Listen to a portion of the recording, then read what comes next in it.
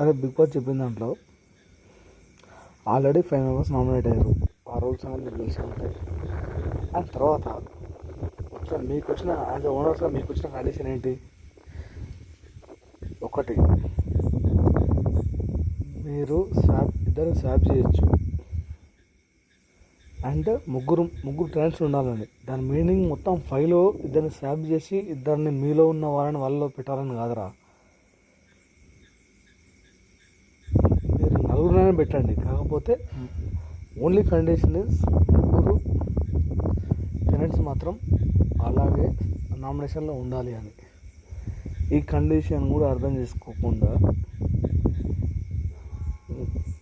మొత్తం వినరారా? మీరు ఎవరు 14 మెంబర్స్ ఉన్నారో 15 మెంబర్స్ ఉన్నారో తెలియదు. ఇప్పుడు మొత్తం కనీసం లాజిక్ అనేది అసలు ఒక్క క్వశ్చన్ అన్నా మీరు పనిచేస్తుందా? మేబీ ఎక్కడున్న ప్రెజర్ వల్ల పనిచేయట్లేదా? మీరే చెప్పాలరా. అండ్ ఇంకా ఎగేసుకొని వెళ్ళిపోతారు. ఇలాంటివి ఇంకా 4-5 ఉన్నాయి. ఇంతకుముందు ఇన్స్టెన్సెస్ కూడా. ఓకే, ఏమోరా బాబు నీ తలక మేము చూసేటోళ్ళం పిచ్చాలమ్మా. మరి ఈ క్వశ్చన్ సార్ అడగకపోతే ఆయన ఇట్స్ ఓకే. Thank you.